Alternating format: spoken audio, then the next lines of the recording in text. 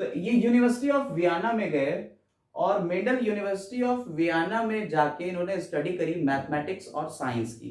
किसकी स्टडी करी इन्होंने? मैथमेटिक्स और साइंस। ये याद रखिएगा, मैथमेटिक्स और साइंस की स्टडी करी थी। और साइंस में भी इन्होंने नेचुरल साइंस की स्टडी करी कि नेचर में क्या क्या चीजें होती हैं।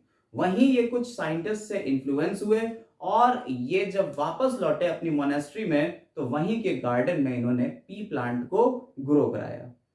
और इन्होंने जो प्लांट लिया वो था पी प्लांट। और पी की कई वैरायटीज होती हैं। यहां पे जो पी प्लांट की बात हो रही है वो है पाइसम सेटाइवम। ठीक, तो पाइसम सेटाइवम। हाँ देखिए, पी बेसिकली एक गार्डन पी होता है, ये गार्डन पी की बात हो रही है। और जो दूसरा एक और पी प्लांट होता है जिसकी आगे म्यूटेशन वगैरह में बात हुई थी, आगे के मतलब रिसर्च हुई, वो स्वीट पी होता है, उसे कहते हैं लेथाइरस ओडोरेटस। लेकिन हम लोग यहाँ जो चर्चा करेंगे वो हम लोग चर्चा कर रहे हैं पी प्लांट की, जो कि पाइसम सेटाइवम। ठीक है, इस पी प्लांट में क्रोमोसोम कितने होते हैं? तो क्रोमोसोम होते हैं 14 क्रोमोसोम।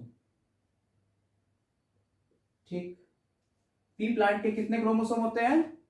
14 क्रोमोसोम होते हैं। ठीक है, और हर सेल में 14 क्रोमोसोम है। और अगर इसके पेयर की बात करी जाए तो पेयर 7 पेयर होंगे। ठीक, क्रोमोसोम पेयर में बात करी जाए तो कितने पेयर हैं?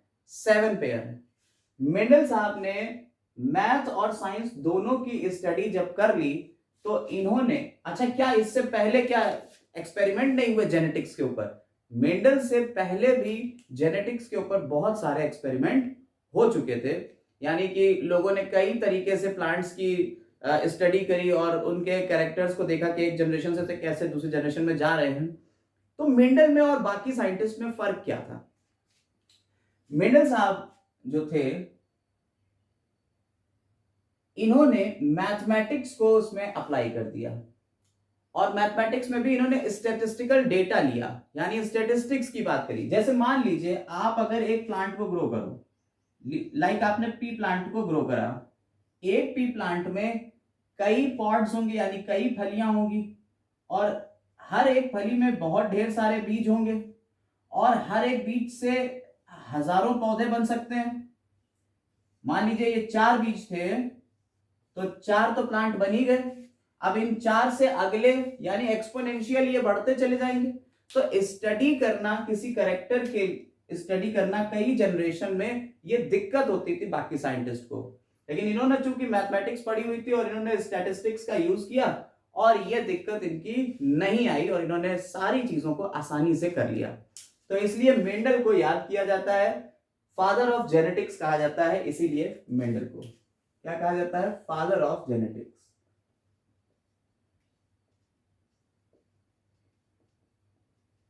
ठीक, हम आपको पहले भी बता चुके हैं कि जेनेटिक्स वो साइंस की ब्रांच है जिसमें हम लोग 2 चीजों की स्टडी करते हैं, इनहेरिटेंस और वेरिएशंस की। हम लोग इनहेरिटेंस और वेरिएशंस दोनों की स्टडी करते हैं किसके अंदर? जेनेटिक्स के अंदर। वेरिएशंस को हम लेक्चर फर्स्ट में क्लियर कर चुके हैं। इनहेरिटेंस की बात कर रहे हैं कि भाई ये इनहेरिटेंस कैसे होता होगा। तो चलिए अब इसमें आगे की बात करें। तो पी प्लांट हो गया, 7 पेयर क्रोमोसोम होते हैं पी प्लांट यानी पाइसम सेटाइवम में। ठीक, अब क्वेश्चन ये आता है कि साहब why Mendel choose pea plant? P plant he Mendel ने क्यों चूज किया? तो इसका आंसर है, इसके 3 मेन रीजन। इसके 3 मेन रीजन है, 3 मेन रीजन। अगर बोर्ड वगैरह में क्वेश्चन आ जाए तो 3 मेन रीजन है। क्या है?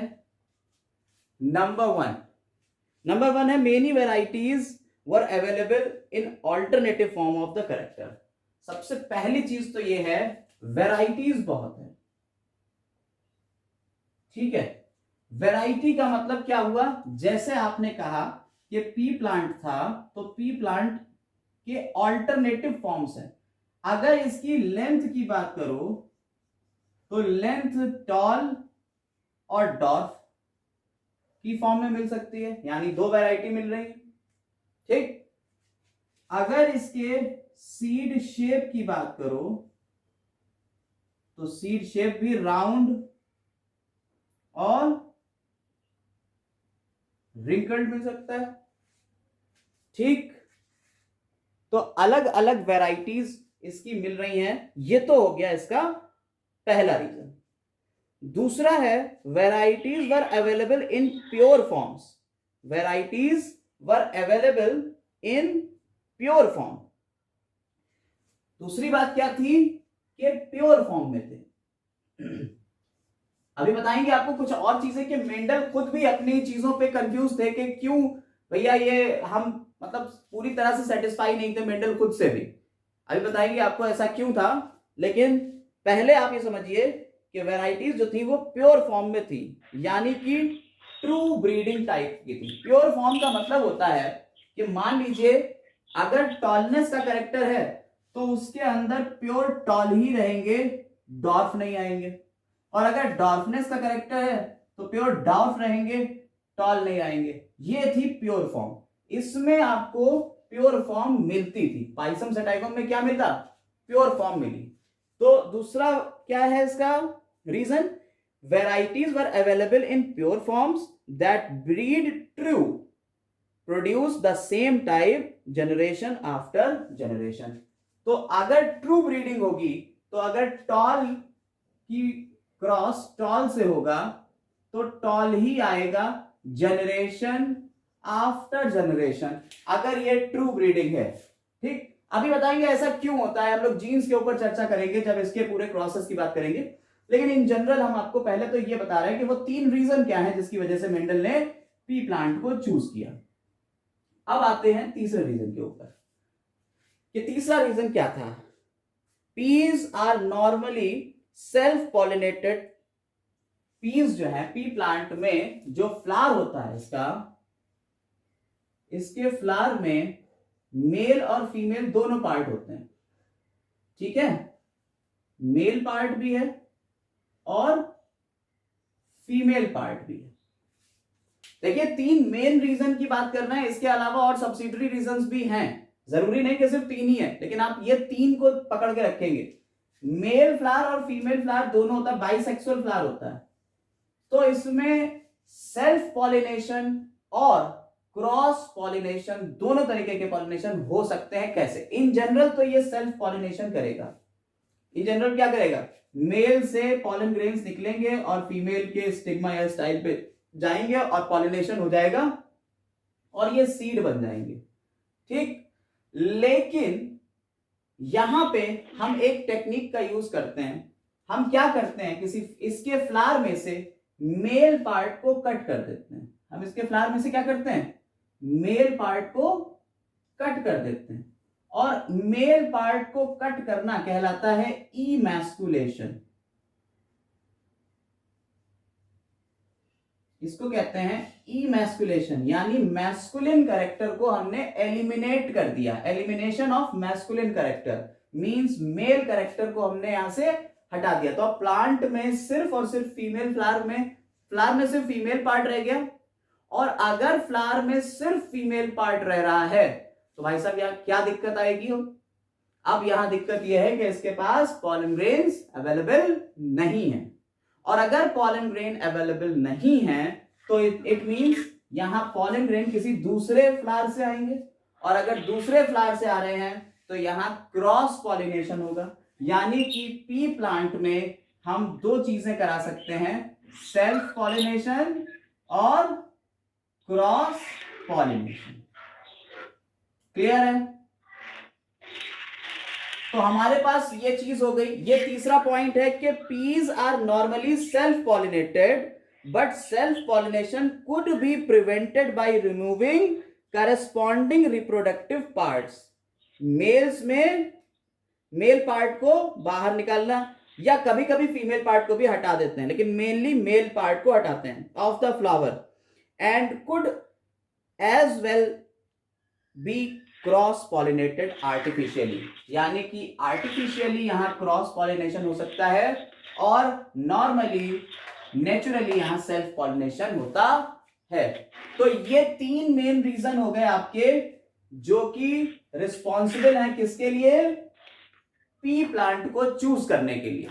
दूसरी बात, अब आपको ये कुछ पता ही रहते हैं, ये रटे पिटे से हैं जो एग्जाम्पल के भाई साहब। चौथा पॉइंट यहां पे हम ये भी कह सकते हैं कि इसका लाइफ स्पैन बहुत शॉर्ट होता है, इसका लाइफ स्पैन बहुत ही शॉर्ट होता है।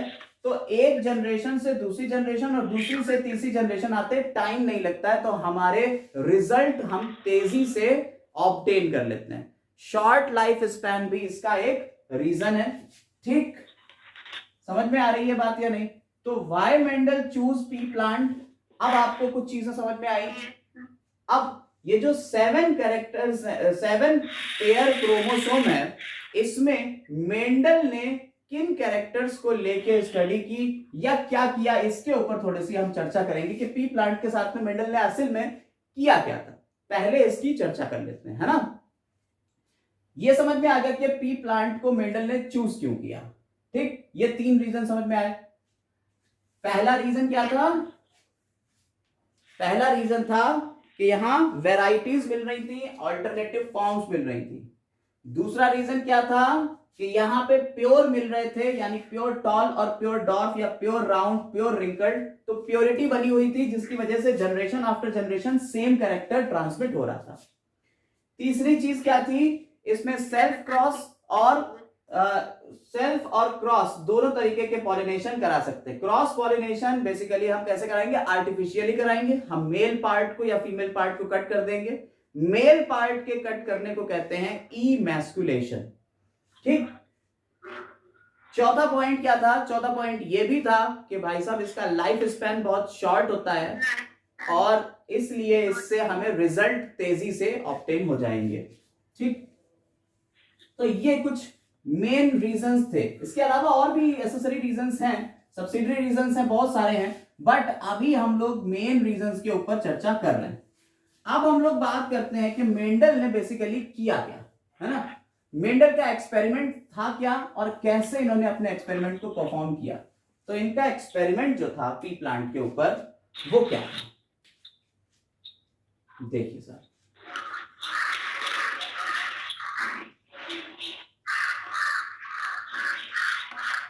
मेंडल का एक्सपेरिमेंट ये था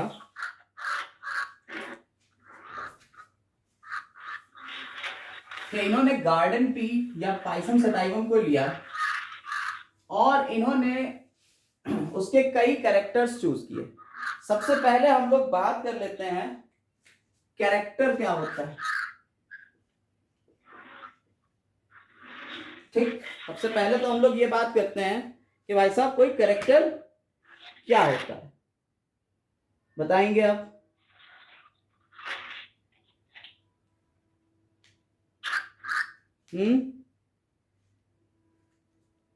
देखिए, कैरेक्टर वो फैक्टर है, character is that factor which transmit from one generation to another. किसी एक जनरेशन से किसी दूसरी जनरेशन में ट्रांसमिट होने वाले फैक्टर को कहते हैं हम कैरेक्टर।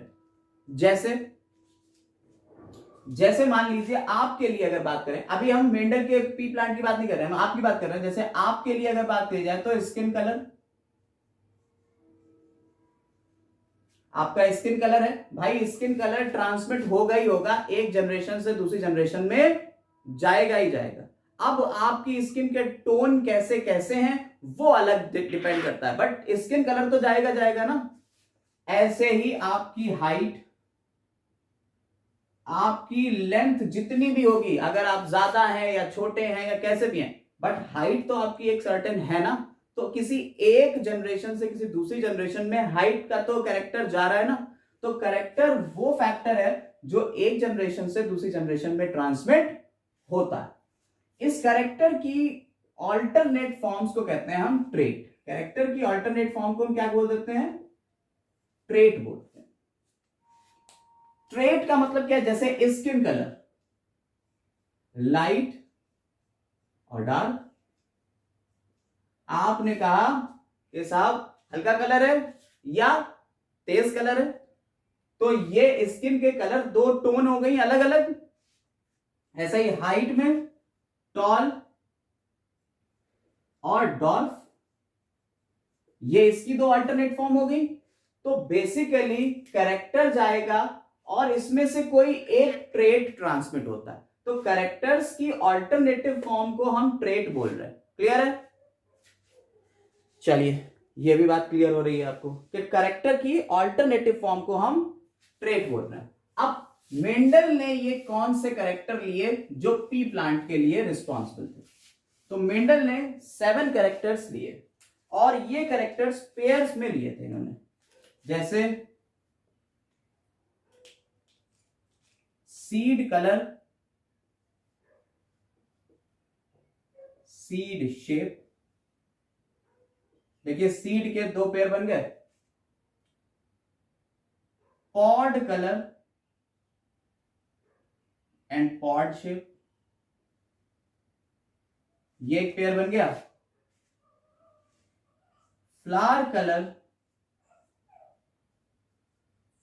और फ्लावर पोजीशन, फ्लावर कलर और फ्लावर पोजीशन, ठीक है। और देखिए ये एक पेयर, ये एक पेयर, और ये फ्लावर का हो गया, ये पॉड का हो गया, ये सीड का हो गया। पॉड मतलब फली, मटर की फली। और अब बात करते हैं लास्टली, इन्होंने एक जो अनपेयर्ड था वो था प्लांट हाइट, ठीक। अब कैरेक्टर की अल्टरनेटिव फॉर्म को हम कहते हैं ट्रेट, कैरेक्टर की अल्टरनेटिव फॉर्म को हम कह देते हैं ट्रेट। प्लांट की हाइट की 2 अल्टरनेटिव फॉर्म यहां पे लेके हम एग्जांपल के तौर पे और एक्सपेरिमेंट को शुरू करेंगे और वहां से कुछ डेफिनेशंस और बातों को आगे बढ़ाएंगे। जैसे प्लांट की हाइट जो थी वो थी टॉल या डॉर्फ। 2 तरीके का प्लांट हो सकते थे, देखे गए कि लंबे और बौने 2 तरीके के प्लांट हो सकते थे। इसके ऊपर हम एक एक्सपेरिमेंट इनका शुरू करने जा रहे हैं। तो एक्सपेरिमेंट में इन्होंने टॉल और डॉर्फ प्लांट लिए और ये भी बता दें आपको कि ये प्योर टॉल और प्योर डॉर्फ थे, ठीक। प्योर टॉल और प्योर डॉर्फ प्लांट थे मेंडल ने जो लिए। और इसको इन्होंने कैरेक्टर को आपकी एक जनरेशन से दूसरी जनरेशन में जो चीज ले जाती है वो क्रोमोसोम के ऊपर प्रेजेंट एक छोटा सा पार्ट होता है जिसे कहते हैं जीन। तो कैरेक्टर को एक जनरेशन से दूसरी जनरेशन में जो ले जाता है उसे क्या कहते हैं? जीन। तो यूनिट ऑफ इनहेरिटेंस हुई आपकी जीन। जीन क्या हुई? यूनिट ऑफ इनहेरिटेंस के एक जनरेशन से दूसरी जनरेशन में ले जाने वाली यूनिट है, ठीक। जीन को लिखने का तरीका यह है कि अगर प्योर है तो ये, और अगर प्योर नहीं होता तो किसी दूसरी तरीके से लिखते हैं। तो टॉल के लिए हमने कैपिटल टी और डॉर्फ के लिए स्मॉल टी ले लिया, ठीक। देखिए जीन को, अब जीन की 2 अल्टरनेटिव फॉर्म, जैसे कैरेक्टर की 2 अल्टरनेटिव फॉर्म होगी ऐसे जीन की भी 2 अल्टरनेटिव फॉर्म होगी। जीन की 2 अल्टरनेटिव फॉर्म कह देते हैं एलील्स, ठीक। देखिए हम आपको यहां पे कुछ बेसिक टर्मिनोलॉजी को समझा रहे हैं, लास्ट में डिस्कस कर लेंगे कि हम लोगों ने कौन कौन से टर्म पढ़े। तो कैरेक्टर सबसे पहला टर्म हम लोग पढ़ चुके हैं, उसका अल्टरनेटिव फॉर्म था ट्रेट। कैरेक्टर का यूनिट ऑफ इनहेरिटेंस है जीन, कैरेक्टर को लेके जाएगा जीन एक जनरेशन से दूसरी जनरेशन में, और जीन की अल्टरनेटिव फॉर्म है एलील। 4 वर्ड्स हम लोगों ने पढ़ लिए हैं, हम लोग जेनेटिक्स की वोकैब भी तैयार करते चलेंगे साथ ही साथ।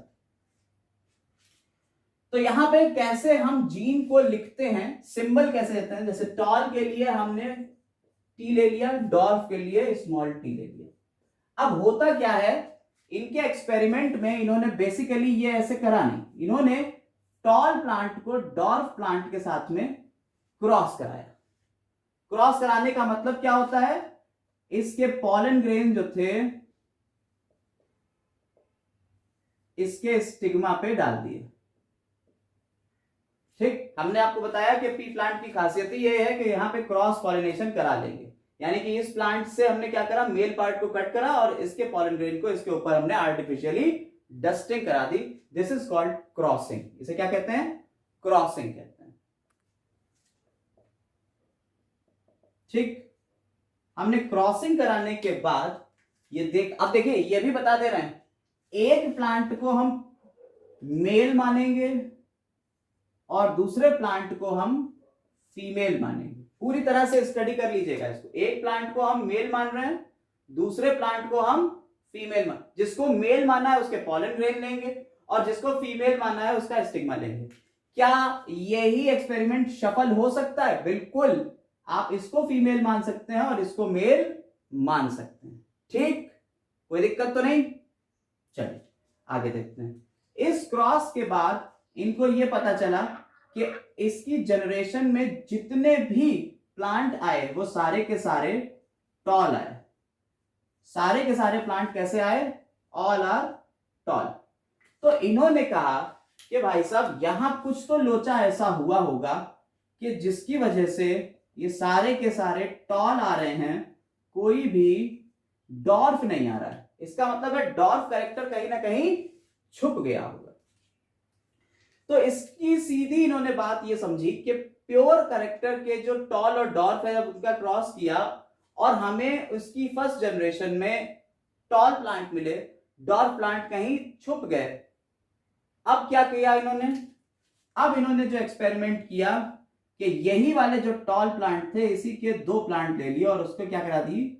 सेल्फिंग करा दी। सेल्फिंग का मतलब होता है एक टॉल प्लांट, इसका एक टॉल प्लांट और इसी का दूसरा टॉल प्लांट, उनके बीच क्रॉस कराना कहलाता है सेल्फिंग। और सेल्फिंग कराने के बाद इनको पता ये चला कि कुछ टॉल हैं, कुछ प्लांट टॉल हैं और कुछ प्लांट डॉर्फ हैं। तो पता क्या चला? कुछ प्लांट टॉल हैं और कुछ प्लांट डॉर्फ हैं। समझ में आ रही है बात? तो देखिए यही बात यहां पे इनकी क्लियर होती है कि भाई साहब यहां टॉल प्लांट थे और इन्हीं से फिर डॉर्फ प्लांट अचानक से निकल आए, यानी कि बीच में ये कहीं ना कहीं छुप गए होंगे डॉर्फ वाले। तो इन्होंने कहा कि कुछ ट्रेट तो ऐसे होते हैं जो फर्स्ट जनरेशन में एक्सप्रेस होंगे और कुछ ट्रेट ऐसे हैं जो फर्स्ट जनरेशन में एक्सप्रेस नहीं होंगे। फर्स्ट जनरेशन को इन्होंने कह दिया first filial generation. First generation का नाम इन्होंने दिया F1 generation. F1 means first filial generation. First filial. तो फर्स्ट फिलियल जनरेशन में इन्होंने कहा कि F1 जनरेशन में कुछ प्लांट ऐसे थे जो एक्सप्रेस नहीं करे, यानी कुछ कैरेक्टर ऐसे हैं जो एक्सप्रेस नहीं हुए। इट मीन्स यहां क्या हुआ?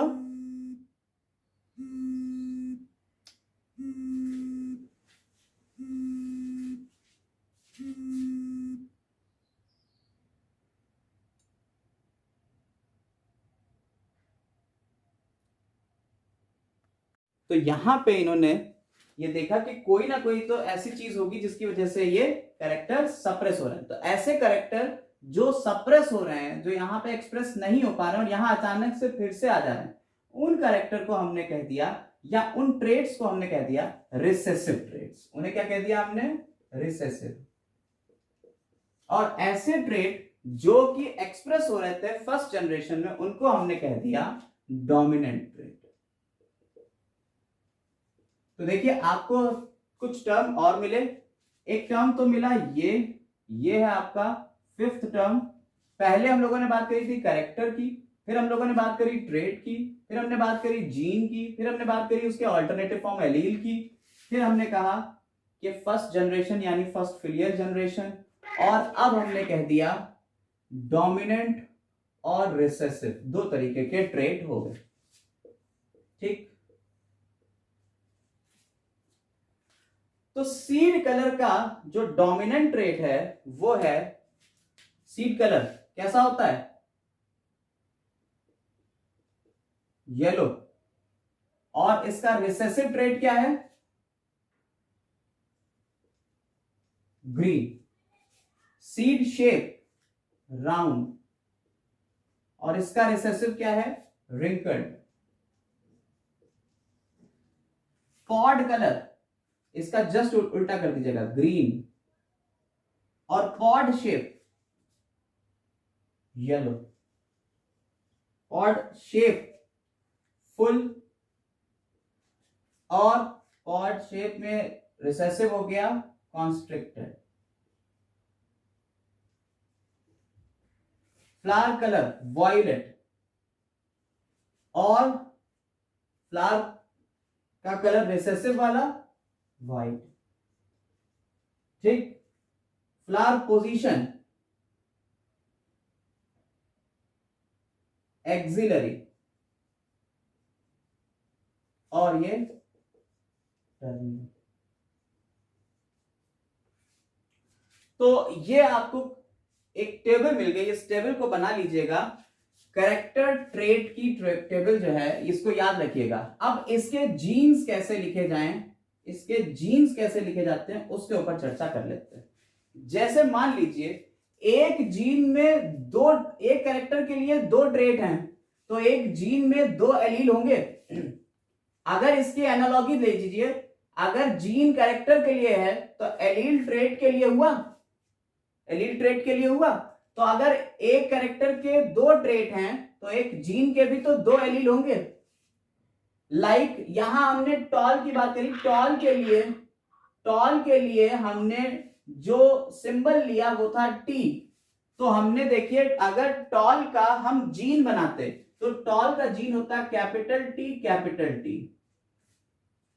इसमें दो एलील आ गए, एक ये एलील है और एक ये एलील। अभी इसका एक्सप्लेनेशन भी देंगे कि ये दो ही क्यों होते हैं, तीन क्यों नहीं होते, चार क्यों नहीं होते, पांच क्यों नहीं होते, अभी उसका भी एक्सप्लेनेशन दे रहे हैं। बट पहले ये देखिए कि टी और टी, यहां टॉल दो हुए, ऐसे यहां स्मॉल डॉर्फ के लिए इसी का स्मॉल वर्जन लेते हैं। देखिए डोमिनेंट फॉर्म का स्मॉल वर्जन जो है वो रिसेसिव आता है। जैसे एक्सिलरी के लिए अगर लेते तो कैपिटल ए ले लेते हैं एक्सिलरी के लिए, तो टर्मिनल के लिए टी ना लेते, टी नहीं लिया जाएगा, क्या लिया जाएगा, स्मॉल टी। ऐसे ही वायलेट के लिए अगर वी ले लेते तो व्हाइट के लिए डब्ल्यू नहीं लेते, क्या लेते, स्मॉल वी। ऐसे यहां फुल के लिए एफ ले लेते तो यहां क्या होता, कॉन्स्ट्रिक्टेड के लिए स्मॉल एफ। ऐसे ही ग्रीन के लिए अगर कैपिटल जी लिया है तो यहां क्या होता है, स्मॉल जी। ऐसे ही राउंड के लिए कैपिटल आर लिया है तो रिकर्ड के लिए स्मॉल आर। देखिए ये हम इसलिए लिख रहे हैं। वॉयलेट के लिए कभी कभी ब्लू भी, इसका कलर के लिए ब्लू भी ले लेते हैं, क्योंकि अभी आपको कुछ क्वेश्चंस भी हम लगवाएंगे। जब क्वेश्चंस लगवाएंगे तो आपको जीनोटाइप, ये जीन्स जो हैं, जीन्स को हमें लिखना कहलाता है जीनोटाइप। तो जीनोटाइप आपको लिखना पड़ेंगे, और जीनोटाइप जब खुद से बनाना पड़ेंगे तो यहां सीखना पड़ेगा कि कैसे बन रहे हैं। ऐसे येलो के लिए कैपिटल वाई और यहां ग्रीन के लिए स्मॉल वाई। जरा देखिएगा, येलो के लिए कैपिटल वाई है, यहां येलो के लिए स्मॉल जी है। ये याद रखिएगा चीजों को, ठीक है। तो ये एक टेबल आपकी तैयार हो जाती है। इस टेबल को आप लिख लीजिएगा, ठीक, ये टेबल आप पूरी लिख लेंगे।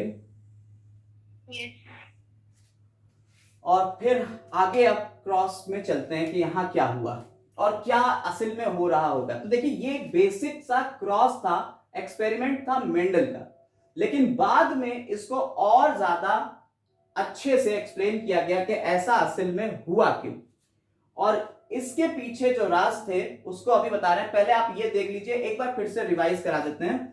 सबसे पहले हम कैरेक्टर की बात करें तो कैरेक्टर वो फैक्टर हैं जो बेसिकली, मेंडल क्या थे, मेंडल एक साइंटिस्ट थे जिनको हम कहते हैं फादर ऑफ जेनेटिक्स। मेंडल ने जो प्लांट लिया वो था पी प्लांट। मेंडल ने जो पी प्लांट लिया उसमें कितने क्रोमोसोम होते हैं, 14। उसका नाम क्या था, पाइसम सटाइवम। क्यों लिया, बेसिकली 3 वजह थी। एक तो उसमें वैरायटी अच्छी थी, उसमें प्योरिटी मिलती थी, उसमें सेल्फ क्रॉस और क्रॉस पॉलिनेशन दोनों करा सकते थे, और चौथी चीज ये थी कि उसमें शॉर्ट लाइफ स्पैन की वजह से जल्दी रिजल्ट मिल जाते थे। मेंडल को ही सक्सेस क्यों मिली, बाकी साइंटिस्ट को सक्सेस क्यों नहीं मिली, क्योंकि इन्होंने साइंस के साथ में मैथमेटिक्स का यूज किया, और इसी वजह से मेंडल फेल भी रहे। मेंडल जब खत्म हो गए, इनकी लाइफ खत्म हो गई, यानी जब इनकी डेथ हो गई, उसके मरने के, इनके डेथ के करीब 16 साल बाद रीडिस्कवर करे गए इनके लॉज, और तब पता चला दुनिया को कि मेंडल साहब कुछ कर गए थे। उससे पहले इन्होंने अपने सारी चीजें, रिसर्च पेपर्स जो थे वो पब्लिश करा दिए थे, लेकिन किसी ने इसके ऊपर ध्यान नहीं दिया, क्योंकि उस टाइम मैथमेटिक्स को लोग अप्लाई नहीं कर पाते थे बायोलॉजी में। लेकिन मेंडल साहब ये काम कर गए, इसीलिए इन्हें सक्सेस भी मिली। खैर, इसके बाद जो इन्होंने बात करी कि भाई हमने पी प्लांट लिया, गार्डन पी के 7 कैरेक्टर्स लिए थे। तो कैरेक्टर क्या होते हैं? कैरेक्टर वो फैक्टर्स हैं जो एक जनरेशन से दूसरी जनरेशन में ट्रांसमिट होते हैं, और कैरेक्टर्स की अल्टरनेटिव फॉर्म को हम कहते हैं ट्रेट। कैरेक्टर्स जो 7 कैरेक्टर्स बेसिकली इन्होंने लिए वो थे seed colour, seed shape, pod colour, pod shape, flower colour, flower position और प्लांट हाइट। क्वेश्चन ये भी पूछ लिया जाता है कि साहब ये बताइए, आप कह रहे हैं कि पी प्लांट के क्रोमोसोम कितने? 7 पेयर। क्रोमोसोम कितने? 7 पेयर। 7 पेयर। और कैरेक्टर भी इनके 7 है जो कि पेयर्स में है। तो क्या हर क्रोमोसोम के ऊपर एक कैरेक्टर बैठा होगा? क्या ऐसा होगा? तो ये बिल्कुल ही गलत बात है। क्रोमोसोम सिर्फ और सिर्फ 4 क्रोमोसोम थे जिनके ऊपर ये 7 कैरेक्टर प्लेस थे। लास्ट में आपको बता देंगे हम कि वो 4 क्रोमोसोम कौन से थे जिनके ऊपर ये कैरेक्टर्स हैं। ठीक, क्रोमोसोम नंबर 1 था, 4 था, या और कौन कौन से थे, इसके बारे में हम चर्चा बताएंगे कि भैया कौन से क्रोमोसोम थे और किन क्रोमोसोम के ऊपर कौन कौन से ये कैरेक्टर्स बैठे हुए थे, इसके बारे में बात करेंगे। लेकिन ये क्लास के बिल्कुल एंड में, अभी फिलहाल में हम लोग जो बात कर रहे हैं वो ये कि भैया इन्होंने टॉल और डॉफ प्लांट की क्रॉस कराई। तो कैरेक्टर्स ये हो गए, इनके अल्टरनेटिव फॉर्म्स डॉर्फ और डोमिनेंट और रिसेसिव टाइप के थे। डोमिनेंट जो थे उनको हम कैपिटल से लिखते हैं, और रिसेसिव जो थे उनको हम स्मॉल से लिखते हैं। इस तरीके से हमने टेबल बना ली। इनको याद करने का तरीका है कि भैया सीड ले लो, पॉड ले लो, फ्लावर ले लो, इनके दोनों के seed colour, seed shape, pod colour, pod shape, flower colour, flower position, दोनों के एक चीज ले लो, दोनों को 2-2 चीजें जोड़ दो उसमें, और प्लांट हाइट। ठीक, कभी कभी ये क्वेश्चन भी आ जाता है कि इसमें से कितने पेयर्स बनते हैं? तो 3 पेयर बन रहे हैं। देखिए 1, 2 और 3 जो उन्होंने कैरेक्टर्स लिए, कितने पेयर बन रहे हैं? 3 ही पेयर बन रहे हैं, 14 तो पेयर नहीं बन रहा है ना। ठीक, इसके बाद इन्होंने कहा एलील्स जो होते हैं वो जीन्स की अल्टरनेटिव फॉर्म होते हैं, और जीन्स को लिखना के जीन्स कौन कौन से हैं इसको कहते हैं जीनोटाइप। इसे क्या कहते हैं? जीनोटाइप। कि जीन्स किस तरीके के हैं, अगर वो लिखा हुआ है कहीं तो जीनोटाइप है। यानी कि अगर हम बात करें कैपिटल टी, तो कैपिटल टी क्या है? एक जीनोटाइप है। यानी कि कैपिटल टी भी एक जीनोटाइप है, कैपिटल टी स्मॉल टी भी एक जीनोटाइप है, और स्मॉल टी भी एक जीनोटाइप है। ठीक, इट मींस एलील्स जो हैं वो 2 तरीके के हैं, कैपिटल टी है और स्मॉल टी है। एलील्स जो हैं वो 2 तरीके के हैं, कैपिटल टी है और स्मॉल टी है, और एलील्स के डिफरेंट कॉम्बिनेशन बना देते हैं जीन्स को, और जीन्स के लिखे हुए वर्जन को कहते हैं जीनोटाइप। जीन्स कौन से हैं ये अगर लिखा हुआ है, कैपिटल टी है, या कैपिटल टी स्मॉल टी है, या स्मॉल टी है, या इसके अलावा और भी चीजें, जैसे अगर मान लीजिए लिखा हुआ ये हो जीनोटाइप में, मान लीजिए लिखा हुआ ये हो, तो ये भी एक जीनोटाइप है। इसमें एक जीन ये है और एक जीन ये। एक जीन में 2 एलील होंगे, याद रखिएगा, एक जीन में 2 ही एलील होंगे। ये मत कहिएगा कि साहब 2 से ज्यादा होंगे। अब ऐसा क्यों है कि एक जीन में 2 एलील होते हैं, उसका एक्सप्लेनेशन थोड़ी सी देर में, लेकिन पहले ये समझिए कि टर्मिनोलॉजी क्या है। तो genotype capital T small T, या स्मॉल टी, या capital R capital Y small capital Y small Y, जो भी होंगे ये सब जीनोटाइप है, क्योंकि हमने इनको लिखा हुआ है जीन्स को। एक ये जीन है, एक ये जीन है, ऐसे ही और भी लिख सकते हैं। ठीक है, कैपिटल जेड लिख दो, मान लो, तो ये भी एक जीन है। ये पूरा एक जीनोटाइप हुआ। जीनोटाइप का मतलब है कितने टाइप के जीन्स हैं वो उसकी इंफॉर्मेशन लिखी हुई, उसे कह देंगे हम जीनोटाइप। क्लियर? कितने टाइप के और कैसे हैं, डोमिनेंट है, रिसेसिव है, या दोनों डोमिनेंट है। अगर यही लिखा होता capital R capital Y small Y, तो ये भी हमारा एक जीनोटाइप ही होता, जिसमें स्मॉल वाई हमने लिख दिया कि ये भाई रिसेसिव टाइप का है, एक रिसेसिव है और एक डोमिनेंट है इस जीन में, लेकिन ये दोनों डोमिनेंट है। तो इंफॉर्मेशन अगर जीन्स की लिख रहे हैं तो वो बेसिकली क्या है, हमारा जीनोटाइप है। ठीक, सारी चीजें आपको नोट्स की फॉर्म में मिल जाएंगी, चिंता ना करिएगा। अच्छा, अब बात करते हैं आगे। तो एक्सपेरिमेंट को आगे बढ़ा लें। अब इस टेबल को हटा देते हैं, ये टेबल आपको समझ में आ गई है। अब हम एक्सपेरिमेंट को आगे बढ़ा रहे हैं और देखते हैं कि भाई साहब मेंडल ने क्या कैसे किया होगा। चाहिएगा तो इसका स्क्रीनशॉट ले लीजिएगा, चाहे लिख लीजिएगा, जैसा आपका दिल करे।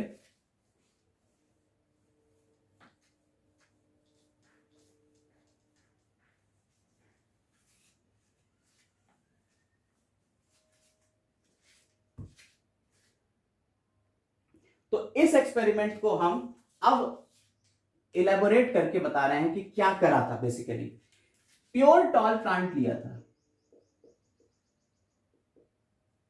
और प्योर डॉर्फ प्लांट लिया था। प्योर टॉल को हम लिख देते हैं, इसके जीनोटाइप भी लिख लेते हैं, ठीक, और प्योर डॉर्फ के भी जीनोटाइप लिख देते हैं। अब ये एक्सप्लेनेशन कि भैया ये जीनोटाइप ये क्या है, और ये जीनोटाइप सिर्फ 2 ही क्यों लिखते हैं एक जीन में, 3 क्यों नहीं लिखते हैं। तो पहली बात बताते हैं आपको कि आपके अंदर जो क्रोमोसोम्स मिलते हैं, आपके अंदर जो क्रोमोसोम्स मिलते हैं वो कैसे होते हैं, वो हमें मिलते हैं पेयर्स में। ठीक, जरा समझिएगा इस बात को गौर से। जो क्रोमोसोम आपके अंदर मिलते हैं वो हमें पेयर्स में मिलते हैं। और आपने बुक्स वगैरह में देखा होगा कि ये लेंथ वाइज अरेंज रहते हैं, ये लेंथ वाइज पूरा अरेंज रहते हैं, सबसे बड़ा सबसे पहले और सबसे आखिर में ये आपके XX होंगे या ये XY टाइप के हो सकते हैं क्रोमोसोम। ठीक, ये लास्ट में होते हैं। इस तरह से 46 क्रोमोसोम होते हैं। लेकिन at the time of gamete formation, in 46 chromosome में से एक क्रोमोसोम अलग और दूसरा क्रोमोसोम अलग हो जाता है, और इस तरह से एक गैमीट में सिर्फ 23 क्रोमोसोम ही मिलते हैं। टोटल कितने थे, 46, यानी कि 23 पेयर। लेकिन जब रिप्रोडक्शन में गैमीट्स का फॉर्मेशन होता है, तो गैमीट्स जब बनते हैं तो आधे रह जाते हैं क्रोमोसोम, हाफ रह गए, यानी पेयर का सिर्फ एक पार्ट इधर आया और दूसरा पार्ट इधर चला गया। हर किसी में से यही होता है, हर किसी में से यही होता है। तो अब ये हो गया 23। अब मान लीजिए ये मेल के थे, ये किसके थे, ये मेल के थे, और ऐसे ही 23 फीमेल के थे, और एक गैमीट और दूसरा गैमीट मेल फीमेल का मिला तो फिर से 46 हो गए, यानी यही कंडीशन दोबारा आ गई। तो इस तरह से सिर्फ 2 क्रोमोसोम एक दूसरे के साथ में जुड़ रहे हैं, पेयरिंग हो रही है, 23 पेयर हमारे दोबारा से मिल गए, हमें काउंटिंग मिल गई 23 की दोबारा से। समझते रहना, इस पॉइंट को बहुत गौर से समझना। चूंकि 23 क्रोमोसोम में से 46 क्रोमोसोम में से 23 फादर के हैं और 23 मदर के हैं। इट मींस अगर हम इस पेयर की बात करें तो एक फादर का है और एक मदर का है। ठीक, एक फादर का है और एक मदर का है। ऐसे क्रोमोसोम समझिएगा जरा, ऐसे क्रोमोसोम जिनकी लेंथ बराबर हो, जिनकी मॉर्फोलॉजी सेम हो, जिनके ऊपर जीन्स की पोजीशन सेम हो, और एक फादर का हो और एक मदर का हो, ऐसे क्रोमोसोम कहलाते हैं होमोलॉगस क्रोमोसोम। क्या कहलाते हैं, होमोलॉगस क्रोमोसोम। ऐसे क्रोमोसोम क्या कहलाते हैं, होमोलॉगस क्रोमोसोम, जो एक फादर से आ रहा है एक मदर से आ रहा है। ठीक है, ऐसे क्रोमोसोम क्या कहला रहे हैं, होमोलॉगस क्रोमोसोम कहला रहे हैं, और इनके ऊपर जीन्स की पोजीशन भी सेम है। अब जरा समझिएगा, इट मींस यहां पे जो एक क्रोमोसोम आया होगा, ऐसा दिखा देते हैं इसको, यहां एक क्रोमोसोम जो आया होगा और दूसरा क्रोमोसोम मदर से आया होगा, मदर वाले क्रोमोसोम को ये दिखा जाएगा, दोनों की लेंथ सेम है, ठीक, दोनों के ऊपर जीन की पोजीशन सेम है। अब जीन चूंकि दो एलील से मिलके बनता है, तो एक एलील होगा मेल के पास, से इट इज टॉल, और दूसरा एलील होगा फादर के पास, से इट इज डॉग। एक फादर के पास हो गया, एक मदर के पास हो गया, या ये फादर मान लो, ये मदर हो, ठीक। तो इन दोनों से मिला के हमें एक जीन मिल रहा है, एक ये ट्रेट का है और दूसरा ये ट्रेट है, यानी दो एलील से मिला के हमें एक जीन मिल रहा है। इसलिए जीन में सिर्फ दो लिखते हैं, तीन नहीं एलील हो सकते, चार एलील नहीं हो सकते, पांच नहीं हो सकते, क्योंकि क्रोमोसोम्स जो होमोलॉगस क्रोमोसोम्स हैं उससे मिलके एक जीन बन रहा है। क्लियर हुई बात मेरी है या नहीं? क्लियर हो गई? ठीक, अब जरा समझिएगा। तो ये बात, ये पॉइंट क्लियर हो गया कि भैया एलील जो है वो दो ही क्यों रखते हैं किसी जीन में, चार क्यों नहीं रख देते, पांच क्यों नहीं रख देते? हाँ, फिनोमिनन्स इसके अलावा और भी आए, ऐसा नहीं था कि सिर्फ यही फिनोमिना आया, इसके अलावा मल्टीपल एलिलिज्म का फिनोमिना आया, जो कि हायर स्टैंडर्ड की बात है। 10th में हम इसको नहीं बताएंगे कि ऐसा क्यों हुआ, ठीक, लेकिन फिलहाल आप ये समझिए कि दो ही एलील होते हैं, किसी एक जीन के लिए दो एलील रिस्पॉन्सिबल होते हैं। जब कभी हम एक जीन लिखते हैं तो दो ही एलील लिखेंगे, चाहे वो कोई जीन हो, मल्टीपल एलिलिज्म भी हो तो भी एक जीन में दो एलील्स रहेंगे। अब वो दो एलील हो सकता है जब मदर से आया हो, देखिएगा जरा, हो सकता है कि जब मदर के क्रोमोसोम्स आ रहे हों और फादर के क्रोमोसोम आ रहे हों, और इसमें सीड शेप की बात कर लें अगर, तो सीड शेप जो है ये राउंड के लिए था मान लीजिए, और फीमेल में भी राउंड के लिए था, तो क्या बन जाएगा इसका gene? Capital R capital R. समझ में आई बात या नहीं? तो इस तरह से कैपिटल आर हो सकता है। अगर यही स्मॉल आर होता तो कैपिटल आर स्मॉल आर हो जाता, अगर यही स्मॉल आर होता और ये कैपिटल आर होता तो क्या होता है कंडीशन, और बता दे भाई। अब आपने कहा कि साहब ये वाली कंडीशन होती तो ये लिख देते, लेकिन अगर कंडीशन ये वाली हो जाती तो क्या करते? अगर कंडीशन ये वाली हो जाती तो क्या करते? तो भी बेटा हम हमेशा कैपिटल को पहले और स्मॉल को बाद में ही रखेंगे, यही लिखा जाएगा इसके लिए भी, ठीक। समझ आई बात या नहीं? कोई दिक्कत? तो कैपिटल पहले स्मॉल बाद में लिखते हैं। अब हम अपने क्रॉस के ऊपर चलते हैं कि भाई साहब पहले तो हमने ये समझ लिया कि ये जीनोटाइप क्या था, क्रॉस चलते हैं, क्रॉस कैसे हो रहा है। देखिए मेंडल, अब अभी ये भी और बात बताते हैं अभी आपको कि भैया मेंडल ने फिर ये प्योर प्लांट कहां से लिए होंगे, क्या हुआ होगा, ये प्योर प्लांट का कॉन्सेप्ट क्या है। लेकिन अभी पहले थोड़ा सा क्रॉस को आगे बढ़ा देते हैं। इसके बाद जब इन्होंने क्रॉस किया तो भैया सबसे पहले क्या, देखिए ये हमारे पेरेंट्स हैं, तो हम लिखते हैं पेरेंट्स, ये उनके जीन्स हैं। अब पेरेंट्स तो लिख लिया हमने, एक को हमने माना मेल और दूसरे को हमने माना फीमेल, यानी इसके पॉलन ग्रेन लेंगे और इसका स्टिग्मा स्टाइल ओवरी ओव्यूल लेंगे।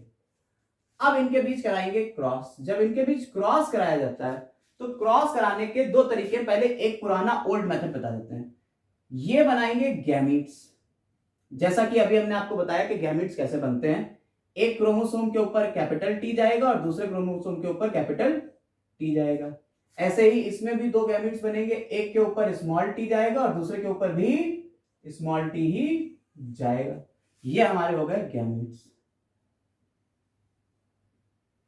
अब इससे क्या करेंगे हम, इससे हम क्रॉस कर लेंगे, ये ओल्ड फैशन है प्रोबेबिलिटी का, ये प्रोबेबिलिटी हम लिखते हैं कि हो सकता है ये कैपिटल टी ये दोनों एक दूसरे के साथ मिलके ये एक नया सीड बना रहे हैं, या हो सकता है ये दोनों मिलके एक नया सीड बना लें, या हो सकता है ये दोनों मिलके अपने एक दूसरे से एक नया सीड बना लें, या ये बना लें। तो ये जो सीड्स बनेंगे ये हमारी पहली जनरेशन होगी, इनकी, इन पेरेंट्स की पहली जनरेशन होगी, इसे कहते हैं F1 जनरेशन। देखिए यहां तक आ गए हम। और F1 जनरेशन में हमें मिला क्या, देखिए टॉल कैपिटल टी डोमिनेंट है, तो हमें देखिए कैपिटल टी स्मॉल टी दोनों मिल रहे हैं। हमें क्या मिला, कैपिटल टी स्मॉल टी दोनों मिला, यानी ये भी हमें, और इसने एक्सप्रेस क्या किया, टॉल। बेसिकली हमें बाहर से दिखेगा, हमें ये नहीं दिख रहा होगा, पहले हमें ये नहीं दिखेगा, ठीक है, पहले हमें ये नहीं दिखेगा। हमने तो ये प्रिडिक्शन लगाया था कि ये ऐसा होगा, मेंडल को ये मिला।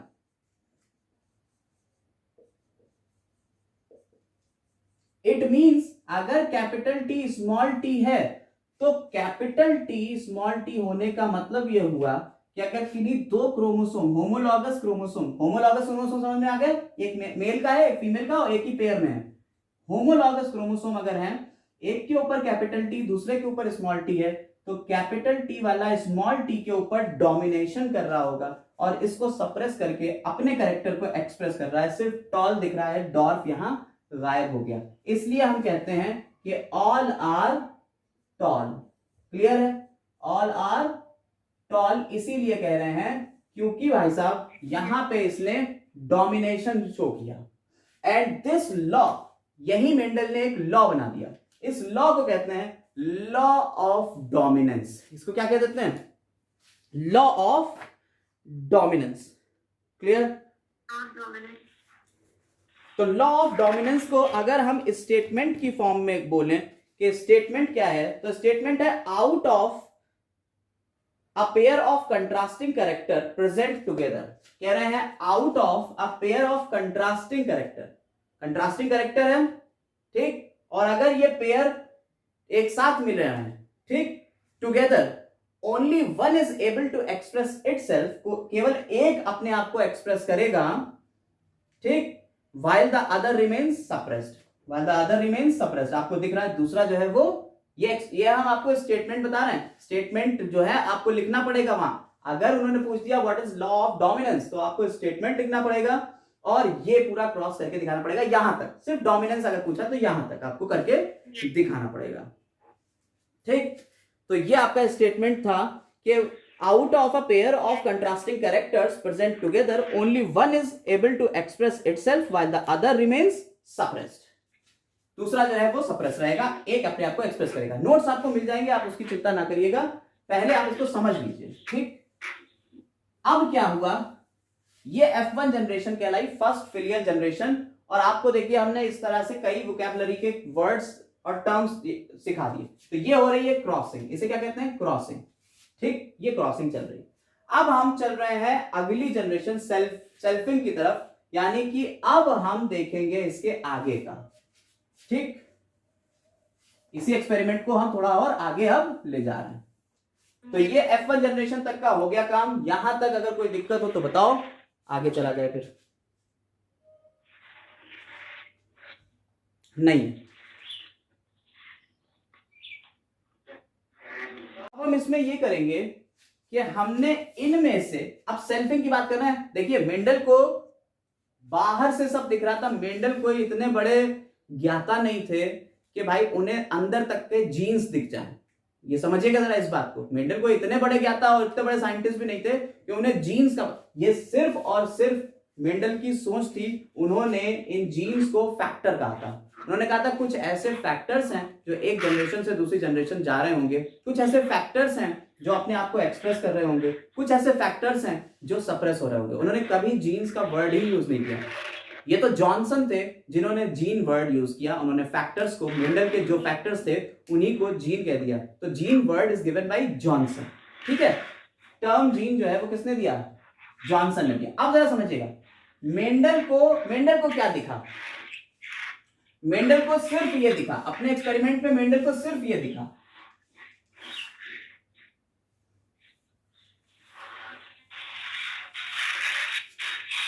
देखिएगा जरा, मेंडल को अपने एक्सपेरिमेंट में सिर्फ ये दिखा, उन्हें रिजल्ट मिला कि भैया टॉल हो गया, टॉल हो गया, टॉल हो गया। मेंडल कंफ्यूज कि भैया डॉर्फ कहां गया, मेंडल कंफ्यूज हो गए कि भाई अब ये डॉर्फ कहां गया। इस डॉर्फ का पता लगाने के लिए उन्होंने इन टॉल को दोबारा से, एक इधर से और एक, इनमें से कोई भी रैंडमली दो प्लांट उठा लिए, यानी F1 जनरेशन के कोई भी दो प्लांट उठा लिए। तो हम F1 टॉल का ले लेते हैं, ये टॉल हो गया और ये F1 का टॉल हो गया। ठीक, अगर इसी को आगे बढ़ाएं तो इसको ऐसे करके लिख देते हैं, ऐसे यहां लिख देते हैं सेल्फिंग। हम यहां सेल्फिंग को ही आगे यहां दिखाना है। तो अब हमने F1 के 2 टॉल प्लांट लिए हुए जो F1 के हैं, F1 जनरेशन के हैं, यानी फर्स्ट फिलियर जनरेशन के हैं, और इन 2 प्लांट्स को लेके आगे क्रॉस कराने जा रहे हैं। ठीक है, आइए देख लेते हैं। तो अब मेंडल ने जब ये देखा कि भाई ये F1 के 2 प्लांट्स हैं, तो हम देखिए, हम मेंडल के साथ साथ आगे अपने अभी रिसर्च भी इसमें जोड़े दे रहे हैं कि जो अगली रिसर्च हुई वो भी इसी में जोड़ देते हैं। तो इन्होंने कैपिटल टी स्मॉल टी और कैपिटल टी स्मॉल टी, देखिएगा जरा, ऐसे प्लांट जिनमें कैरेक्टर मिक्सअप है। कैरेक्टर कैसे हैं? मिक्सअप है, एक कैपिटल का है और दूसरा स्मॉल वाला है, ऐसे प्लांट कहलाते हैं हाइब्रिड। तो हम इनको लिख सकते हैं F1 हाइब्रिड प्लांट्स। ठीक, तो ये क्या है? F1 के हाइब्रिड है। ठीक, हाइब्रिड प्लांट्स क्या है? जो कि दोनों लिए हुए, कैपिटल टी स्मॉल टी, यानी कि दोनों चीजें जिसमें होगी। ठीक, अब इनकी हमने करा दी सेल्फिंग। क्या कराई? सेल्फिंग। सेल्फिंग, या इसी को हम वर्ड यूज करते हैं सेल्फ क्रॉसिंग। क्रॉसिंग में फिर वही बात, एक को मेल मानना पड़ेगा, दूसरे को फीमेल मानना पड़ेगा, और फिर इसके बनेंगे 2 गैमीट्स।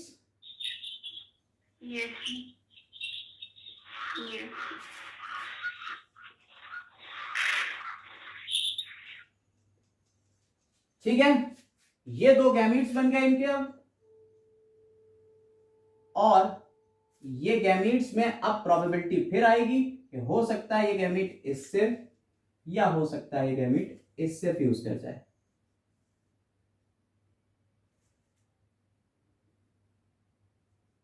अगर इससे करेगा तो कैपिटल टी आएगा, और इससे करेगा तो कैपिटल टी स्मॉल टी आ जाएगा। ठीक, अब इधर क्या हुआ? कैपिटल टी स्मॉल टी, और ये हो गया small T small T. Clear है?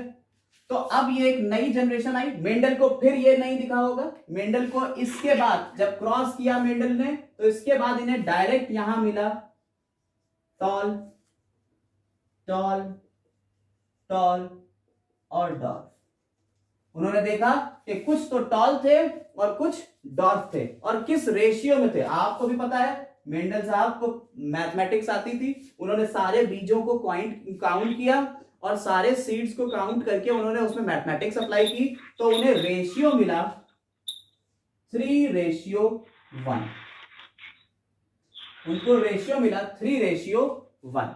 उन्होंने सिर्फ टॉल और डॉर्फ का रेशियो बताया था 3:1 होता है। ठीक, इसके बाद आगे रिसर्च चली तो पता चला कि भाई साहब अब ये क्या था? टॉल टॉल टॉल डॉर्फ, जो कैरेक्टर हमें बाहर से एक्सप्रेस होते हैं, जो बाहर से दिखते हैं, जो कैरेक्टर हमें बाहर से दिखते हैं, जैसे हमें लंबा दिख रहा है, छोटा दिख रहा है, हमें इसके पीछे का नहीं पता कि किसकी वजह से छोटा है, कौन सा जीन है। तो हम जो बाहर से एक्सटर्नल अपीयरेंस है, एक्सटर्नल मॉर्फोलॉजी है, उसे कहते हैं फिनोटाइप। उसे क्या कहते हैं?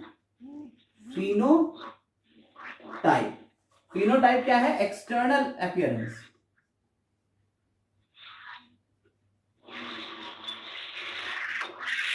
तो एक्सटर्नल अपीयरेंस अगर है तो उसे हम कह देते हैं फिनोटाइप, या मॉर्फोलॉजिकल अपीयरेंस है उसे कह देते हैं फिनोटाइप। तो फिनोटाइप हमें इस रेशियो में मिले, यानी 3 बड़े मिले तो 1 छोटा मिला। आउट ऑफ 4 3 टॉल थे, 1 डॉर्फ था। ये कंडीशन उन्होंने बताई, और ये जो जनरेशन आई, इस जनरेशन को कहा इन्होंने F2 जनरेशन। F2 generation. अब इसी से एक लॉ बन जाता है फिर। तो ये सेकेंड जनरेशन हुई। फर्स्ट जनरेशन तो वो वाली थी, तो इसके पहले वाला था क्रॉस। अब ये एक सेकेंड जनरेशन आई, इससे एक और लॉ बन जाता है। वो लॉ क्या कहता है? Law of segregation. Law of segregation क्या है? देखिए, अगर आप गौर से देखें, लॉ ऑफ सेग्रीगेशन को समझाने के लिए फिर से हम पुराने पे जाएंगे। हमने टॉल और डॉर्फ का क्रॉस किया, हमें टॉल मिले। फिर हमने इन टॉल का क्रॉस किया तो हमें टॉल और डॉर्फ दोनों मिले। यही तो कंडीशन थी, अभी तक यही तो किया। इससे पहले वाला क्रॉस ये था, इसके बाद ये आ गया, ये अभी वाला क्रॉस है, यही तो था।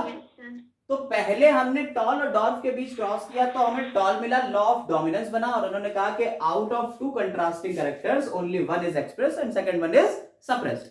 ये तो तुम्हारा पहला स्टेटमेंट आ गया, ये था लॉ ऑफ डोमिनेंस। लेकिन अगर हम इसकी बात करें तो यहां से एक बात और प्रूफ हो जाती है कि भैया ये दोनों जो एलील्स थे, ये जीन या एलील, देखिए जीन क्या है और एलील क्या, फिर से बता दे रहे हैं। जीन की ऑल्टरनेटिव फॉर्म को एलील बोल रहे हैं, जीन की ऑल्टरनेटिव फॉर्म को एलील बोल रहे हैं। तो देखिए कभी कभी आपको बुक्स में कंफ्यूजन भी हो सकता है, वो लिखे टी जीन, वो टी एलील ना लिखे वो कहते हैं टी जीन। तो बेटा कंफ्यूजन की बात नहीं है, एलील खुद एक ऑल्टरनेटिव फॉर्म है जीन की, तो हम टी जीन बोल सकते हैं। ठीक, एलील खुद एक ऑल्टरनेटिव फॉर्म ही तो है तो वो जीन ही ना, लेकिन ऑल्टरनेटिव फॉर्म में मिल रहा है। तो टी जीन अगर कह दिया उन्होंने तो कोई दिक्कत नहीं। तो यहां पे आपके दो एलील्स अलग अलग रहते हैं और गैमीट फॉर्मेशन के टाइम पे पूरी तरह से ये सेग्रीगेट थे, अलग अलग हो गए थे, और फिर नए गैमीट्स के बाद जो नए जाइगोट या नए सीड्स बने उसमें ये दोबारा से अलग अलग तरीके से जुड़ गए, इस वजह से ये डॉर्फ आया। तो ये बात प्रूव करती है कि ये दोनों ब्लेंडिंग नहीं हुई, इन एलील्स की ब्लेंडिंग नहीं हुई। ये नहीं हुआ कि capital T plus small T becomes capital T small T, ये नहीं हुआ। ये इंडिविजुअल अलग अलग ही रहे, ये ऐसे नहीं बन गए, ब्लेंडिंग नहीं हुई, मिक्सिंग नहीं हुई। और मिक्सिंग ना होने का मतलब है दोनों एलील्स अलग अलग रहे, सेपरेट रहे, और इस फिनोमिना को कहते हैं लॉ ऑफ सेपरेशन या लॉ ऑफ सेग्रीगेशन। स्टेटमेंट क्या है इसका? स्टेटमेंट है the two members of a pair of factors separate during the formation of gamete. ठीक, दो मेंबर्स हैं किसी फैक्टर के, वो गैमीट्स के फॉर्मेशन के टाइम पे सेपरेट रहते हैं। क्लियर? स्टेटमेंट समझ में आया? The two members of a pair of factors separate during the formation of gametes. Clear है? ठीक, अब जरा देखिएगा, अगर इसका हम जीनोटाइप देखें तो जीनोटाइप क्या बनेंगे, पहले तो ये देखिए। तो लॉ ऑफ सेग्रीगेशन समझ में आया? लॉ ऑफ सेग्रीगेशन क्या था? सेपरेशन। तो ये पार्ट हमने इसीलिए आपको समझाया कि लॉ ऑफ सेग्रीगेशन ये है बेटा। ठीक, ब्लेंडिंग नहीं होती है, ये हमेशा सेपरेट रहते हैं, इसी वजह से डॉर्फ दोबारा से आ गया। दोबारा से डॉर्फ का आना ही ये सबूत है कि ये दोनों एलील्स एक दूसरे से अलग अलग थे और गैमीट फॉर्मेशन के टाइम पे फिर सेपरेट हो गए। अब जरा देखिए इसका जीनोटाइप क्या बने F2 जनरेशन के। F2 जनरेशन के जीनोटाइप बने कैपिटल टी जीनोटाइप का मतलब किस टाइप के जीन है। कैपिटल टी टाइप का है, capital T small T type का है, दो हैं ऐसे, और एक है स्मॉल टी टाइप का। ठीक, अब इनके अगर रेशियो की बात करो तो out of 4 1 is capital T, 2 are capital T small T and 1 is small T. Clear? So it is the ratio of genotypic ratio of monohybrid. अब ये एक बात और बताएंगे अभी, मोनोहाइब्रिड क्रॉस क्या होता है। पहले ये समझिए, जीनोटाइप रेशियो और फिनोटाइप रेशियो समझ में आए। तो फिनोटाइप रेशियो F2 जनरेशन में आया 3:1 का, और जीनोटाइप रेशियो आया 1:2 का, तो सॉरी 1:2:1 का। अगर हम यहीं पे एक पॉइंट उठाएं, मोनोहाइब्रिड क्रॉस और dihybrid cross, mono hybrid cross, पहले तो ये समझिए, अगर हम किसी एक कैरेक्टर की स्टडी के लिए क्रॉस कर रहे हैं, देखिए अभी तक का पूरा क्रॉस टॉल और डॉर्फ के ऊपर बेस्ड था, और टॉल और डॉर्फ का मेन कैरेक्टर क्या था? Plant height. यही तो कैरेक्टर था, प्लांट हाइट। तो प्लांट हाइट सिर्फ एक कैरेक्टर की स्टडी के लिए हमने पूरा सेकेंड जनरेशन तक क्रॉस किए, और सिर्फ हम एक कैरेक्टर को पकड़ के चलना है बेटा, हमने दूसरे कैरेक्टर की तरफ देखा तक नहीं क्या हो रहा है पॉड शेप के साथ में, फ्लावर कलर के साथ में, हमने इसका कुछ नहीं देखा। हम सिर्फ ये देख रहे हैं कि प्लांट हाइट कैसे वेरी कर रही है एक जनरेशन से दूसरी जनरेशन में। अगर सिर्फ एक कैरेक्टर की स्टडी कर रहे हैं तो उस कैरेक्टर की स्टडी के लिए जो क्रॉस किए जाते हैं उसे कहते हैं मोनोहाइब्रिड क्रॉस। क्लियर है? मेंडल की यही खासियत थी कि मेंडल ने 50 कैरेक्टर को एक साथ लेके स्टडी नहीं किया, उन्होंने इंडिविजुअल अलग अलग कैरेक्टर्स की स्टडी की और उनके स्टैटिस्टिकल डेटास को अलग अलग डिफाइन किया। ठीक, और ये आपको स्टैटिस्टिकल डेटा मिल रहा है मेंडल के। ये कोई जरूरी नहीं कि 4 ही सीड मिले, मेंडल ने जितने भी सीड मिले उनमें से काउंट करके रेशियो निकाला कि आउट ऑफ 4 इतने आना चाहिए। तो हम लोगों को एक बेसिक सा ये पढ़ाया जाता है और हम यही बेसिक पढ़ते हैं। हालांकि ये इतने नहीं थे, 500, 600, 1000, 2000 भी हो सकते हैं सीड, उसके अकॉर्डिंगली ये डेटा तैयार किया गया है। आगे देखिए, मोनोहाइब्रिड क्रॉस समझ में आ गया कि मोनोहाइब्रिड क्रॉस क्या था? एक कैरेक्टर की स्टडी के लिए जो क्रॉस हो रहा है, यानी प्लांट हाइट के लिए क्रॉस हो रहा था, ऐसे ही सीड शेप के लिए अगर क्रॉस हो रहा है, अगर फ्लावर कलर के लिए हो रहा है, तो ये सारे क्रॉस कहलाएंगे मोनोहाइब्रिड क्रॉस। ठीक, अगर यहीं पे हम बात करें कि 2 कैरेक्टर के लिए क्रॉस हो रहा है, कैरेक्टर फॉर 2 कैरेक्टर्स के लिए अगर क्रॉस हो रहा है तो उसे कह देंगे डाई हाइब्रिड क्रॉस। 2 कैरेक्टर के लिए कैसे क्रॉस? मींस हम कहें सीड कलर, हाँ सीड कलर या सीड शेप के लिए क्रॉस। डाई हाइब्रिड क्रॉस में क्या हुआ कि अगर हम सीड शेप और सीड कलर के लिए हम क्रॉस करें, जैसे हमने सीड शेप के लिए लिख दिया राउंड, ये कैपिटल आर हो गया, और सीड कलर के लिए लिख दिया येलो, ये कैपिटल वाई हो गया। तो ये अगर 2 कैरेक्टर्स को हम स्टडी कर रहे हैं, कोई ऐसा क्रॉस कर रहे हैं, तो उसे कहते हैं डाई हाइब्रिड क्रॉस। अब डाई हाइब्रिड क्रॉस को हम लोग नेक्स्ट क्लास में पढ़ेंगे। अब यहां पे ये बता दें कि मेंडल ने जो 4 क्रोमोसोम लिए थे वो कौन से थे और उन पे कौन से वो थे कैरेक्टर्स। तो यहां पे आपको जो कैरेक्टर्स मिल रहे हैं मेंडल के 7 कैरेक्टर, 1 2 3 4 5 6 7, ये 7 कैरेक्टर्स मेंडल ने जो चूज किए थे। ब्लिक्स्ट एक साइंटिस्ट थे, उन्होंने 1961 में ये बताया कि ये 7 कैरेक्टर सिर्फ 4 क्रोमोसोम्स के ऊपर प्रेजेंट थे। वो जो 7 पेयर थे उनमें से सिर्फ और सिर्फ 4 पेयर के ऊपर ही ये थे, first, fourth, fifth and 7th। ये 4 क्रोमोसोम थे, फर्स्ट पेयर के, फोर्थ पेयर के, फिफ्थ पेयर के और 7th पेयर के क्रोमोसोम्स के ऊपर ये जीन्स प्रेजेंट थे जो 7 कैरेक्टर्स के थे। फर्स्ट पेयर के ऊपर flower colour, seed colour, fourth वाले के ऊपर फ्लावर पोजीशन, पॉड शेप और प्लांट हाइट, फिफ्थ वाले के ऊपर पॉड कलर और 7th वाले के ऊपर सीड शेप का कैरेक्टर प्रेजेंट था।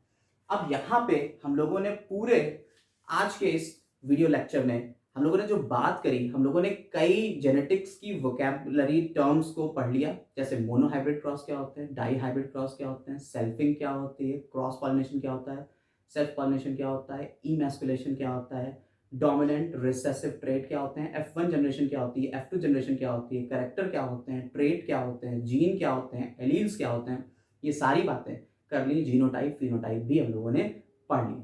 इसके साथ ही साथ हम लोगों ने 2 मेंडल के लॉज भी पढ़े।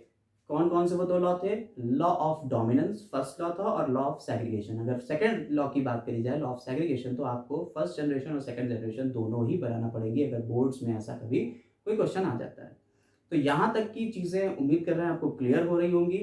और अगर सारी चीज़ें क्लियर हो रही हैं और आपको नोट्स भी चाहिए है इससे रिलेटेड, तो आप हमारे टेलीग्राम चैनल को सब्सक्राइब कर लीजिएगा। टेलीग्राम के ऊपर आप जाएंगे, आप डालेंगे, सर्च करेंगे बायोलॉजी बाय आसिम सर, तो वहाँ आपको चीज़ें मिल जाएंगी। और चैनल को सब्सक्राइब करें, लाइक करें वीडियो को और शेयर ज़रूर करें अपने दोस्तों के साथ में। जितना ज़्यादा चैनल ग्रो होगा उतनी ज़्यादा हम आपकी हेल्प कर पाएंगे और उतना ही ज़्यादा आपको प्रॉफिट होगा। Thank you.